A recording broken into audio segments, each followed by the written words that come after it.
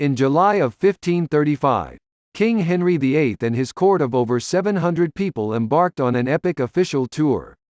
Over the next 4 months, the massive entourage would visit around 30 different royal palaces, aristocratic residences, and religious institutions.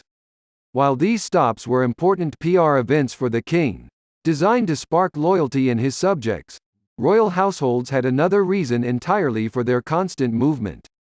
They weren't just exercising their tremendous wealth, they actually needed to escape the disgusting messes large royal parties produced. Palaces, like Henry's Hampton Court, had to be constantly evacuated so they could be cleaned of the accumulated mounds of human waste. Livestock and farmland also needed time to recover, after supplying food for so many people. Once the tour was over, Henry and a swelling court of over 1,000 would keep moving for the rest of the year, traveling frequently between the king's 60 residences in a vain attempt to live in hygienic surroundings. Within days of a royal party settling in one palace or another, a stink would set in from poorly discarded food, animal waste, vermin from or attracted to unwashed bodies, and human waste, which accrued in underground chambers until it could be removed. The hallways would become so caked with grime and soot from constant fires that they were fairly black. The very crush of court members was so dense that it made a thorough house cleaning impossible, and futile. Though cleanliness standards were subpar throughout the medieval, Renaissance and Regency eras, royal courts were typically dirtier than the average small cabin or home. Some of the most storied reigns in history, like that of Catherine the Great, took place against a backdrop of horrifying smells, overcrowded quarters, overflowing chamber pots, and lice-filled furniture. While paintings of Louis XIV's opulent court at Versailles show royals clad in gorgeously embroidered garments, viewers today are missing one of the main effects of their finery: the odor of hundreds of garments that have never been washed, all in one unventilated room.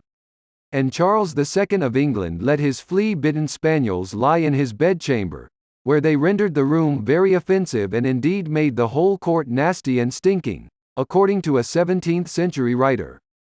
But without a doubt, the most pressing health concern was caused by the dearth of waste disposal options in an era before reliable plumbing. Feces and urine were everywhere. Eleanor Herman, author of The Royal Art of Poison, says of royal palaces. Some courtiers didn't bother to look for a chamber pot, but just dropped their breeches and did their business. All of their business, in the staircase, the hallway, or the fireplace. A 1675 report offered this assessment of the Louvre Palace in Paris: on the grand staircases and behind the doors and almost everywhere one sees there a mass of excrement. One smells 1,000 unbearable stenches caused by calls of nature which everyone goes to do there every day. According to historian Alison Weir, author of Henry VIII, The King and His Court, the fastidious Henry VIII waged a constant battle against the dirt, dust, and smells that were unavoidable when so many people lived in one establishment, which was fairly unusual for the time. The king slept on a bed surrounded by furs to keep small creatures and vermin away, and visitors were warned not to wipe or rub their hands upon non-arras tapestries of the king's whereby they might be hurted. Many of the rules laid down by the king indicate that his battle against the advancing grime was a losing one. To keep servants and courtiers from urinating on the garden walls, Henry had large red X's painted in problem spots. But instead of deterring men from relieving themselves, it just gave them something to aim for. Calls for people not to dump dirty dishes in the hallways, or on the king's bed, seemed to fall on deaf ears. Amazingly, Henry was even forced to decree that cooks in the royal kitchen were forbidden to work naked, or in garments of such vileness as they do now, nor lie in the nights and days in the kitchen or ground by the fireside. To combat the problem, clerks of the kitchen were instructed to purchase honest and wholesome garments for the staff. While the king had a relatively sophisticated lavatory system for himself, other waste measures intended as hygienic seem disgusting today. Servants were encouraged to pee in vats so that their urine could be used for cleaning. As actual cleanliness was often unachievable, the royal court resorted to masking the offending odors. Sweet-smelling plants covered palace floors, and the fortunate pressed sachets of scent to their noses. Once Henry and his court moved on to the next royal residence, the scrubbing and airing out of the palace began. The waste from the king's non-flushing lavatories was held in underground chambers when the court was in residence. But after the court left, the king's gong scours, tasked with cleaning the sewers in his palaces near London, went to work.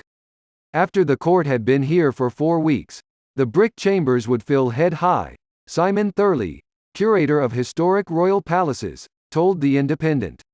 It was the gong scours who had to clean them when the court had left. Of course, filthiness in overcrowded royal establishments was not just a problem at the English court. When the future Catherine the Great arrived in Russia from her family's relatively clean German court, she was shocked by what she found. It's not rare to see coming from an immense courtyard full of mire and filth that belongs to a hovel of rotten wood, she wrote, a lady covered in jewels and superbly dressed, in a magnificent carriage, pulled by 6 old nags, and with badly combed valets. The Western European belief that baths were unhealthy did not help matters, either. Although neat freak Henry VIII bathed often and changed his undershirts daily, he was a royal rarity. Louis XIV is rumored to have bathed twice in his life, as did Queen Isabella of Castile, Herman says. Marie Antoinette bathed once a month. The 17th-century British King James I was said to never bathe, causing the rooms he frequented to be filled with lice. It was the Sun King himself, Louis XIV, whose choice to no longer travel from court to court would lead to a particularly putrid living situation. In 1682, in an effort to seal his authority and subjugate his nobles, Louis XIV moved his court permanently to the gilded mega-palace of Versailles. At times over 10,000 royals, aristocrats, government officials, servants and military officers lived in Versailles and its surrounding lodgings. Despite its reputation for magnificence, life at Versailles, for both royals and servants, was no cleaner than the slum-like conditions in many European cities at the time. Women pulled up their skirts up to pee where they stood, while some men urinated off the balustrade in the middle of the royal chapel. According to historian Tony Spofford, author of Versailles, a biography of a palace, Marie Antoinette was once hit by human waste being thrown out the window as she walked through an interior courtyard. The heavily trafficked latrines often leaked into the bedrooms below them, while blockages and corrosion in the palace's iron and lead pipes were known to occasionally poison everything in Marie Antoinette's kitchen.